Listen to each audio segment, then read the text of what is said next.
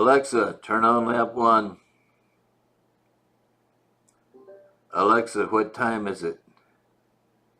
The time is 9:03 a.m. Alexa, what day is it? It's Tuesday, March 27th. Hello, I'm Linton. Has been giving some talks here. I've written and tested a computer program in C++ language. It took years. I'm not good at that sort of thing, but it seemed to me important, so I just plugged away. The capabilities of the language are far in excess of what I needed. But I think you could write out what I really know about C++ programming on a 305 card. Yeah, I'll tell you more about the program in the future, just to get acquainted with the result of a run, which has simulated a pre-zygotic and a post-zygotic process and influencing the reproduction of a virtual population. It's customary in a movie to assure the audience that no animals were harmed. Well, at least no computers were harmed. Here's the run. Each vertical line is a simulated generation, and the height of the bar is the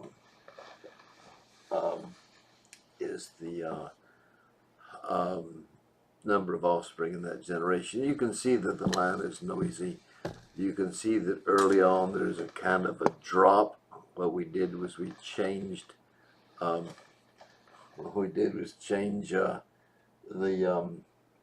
in here at the beginning, we changed size the maximum permitted population, and that led to a drop in offspring, and then the offspring surge. Otherwise, this arrangement's fairly stable. Nobody's surprised that you can do that with a computer.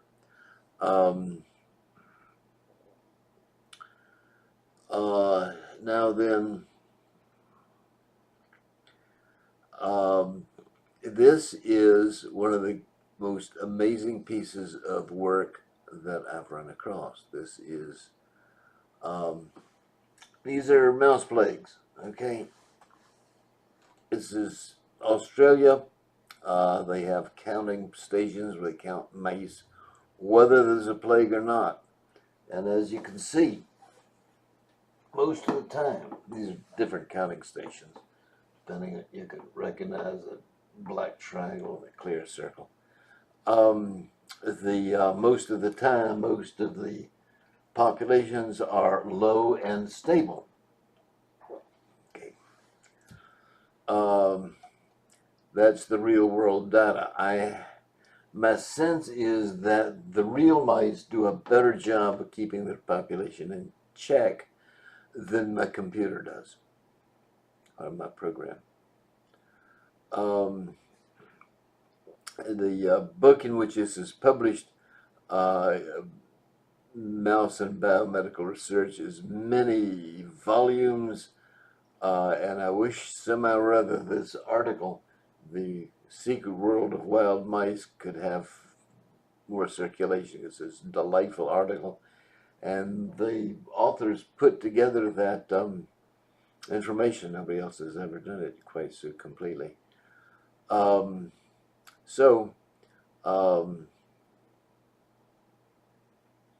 They say that plagues frequently follow a drought.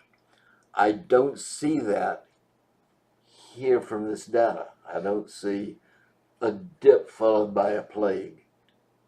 Maybe that they had more counts, I don't know. They say this, but I do see back here a drop followed by the equivalent of plague. So the computer program at this time is giving me a little bit of a hint that if your numbers fall, they're going to overreact, doing a better job than the real world data. Okay.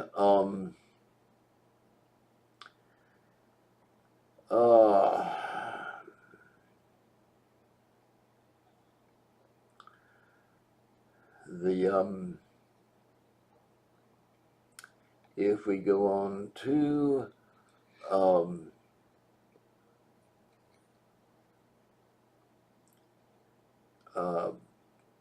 the exciting stuff, yeah, I know I don't seem exciting, but this is really exciting. Twice, here and here, I go back to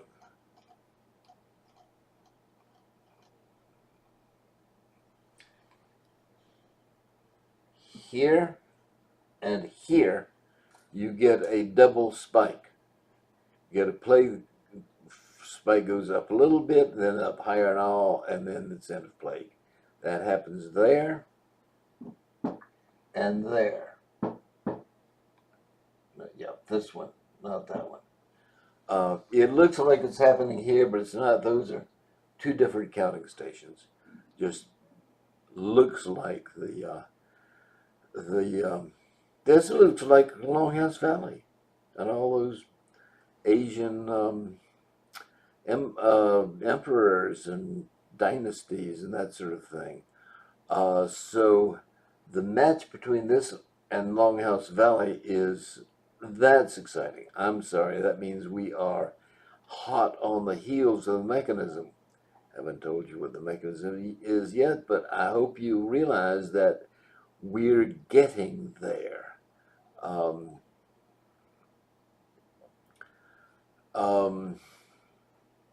What I don't know is this. Remember the European vowels? No, you don't. No, as of today, nobody has actually looked at the vowels talk. You could be among the first. And you remember in the vowels, you had damped oscillation? Well, the population would go up and down and up and down, and the amount of oscillation would be damped. It would be less and less oscillating. Vowels do that.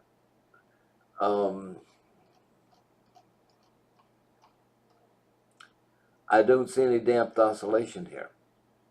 My fruit flies showed it. My computer simulation of the fruit flies showed it. The vowels show it, and the mice do not. We'll have to come back to that. The lack of the damped oscillation here is strange and begs for an explanation. Until we can explain it, we can't claim to understand it.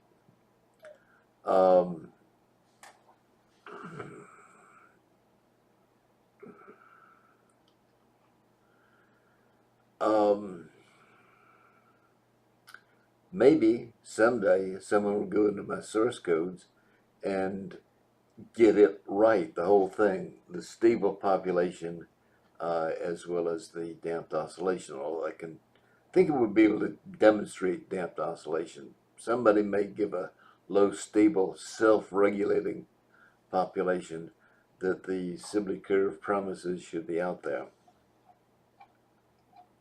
And that's it. The crucial thing here is that when you look at mouse plagues in Australia, there are big ones, generally follow droughts. There's stable periods that are much lower. When this is going on, those mice are not starving. There's still plenty of food, and there are just not enough predators to eat them.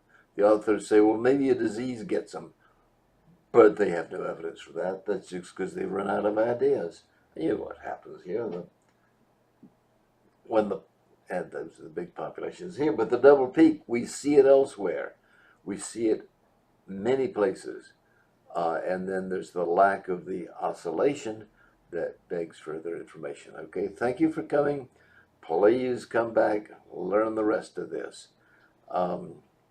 Alexa, turn off light 1.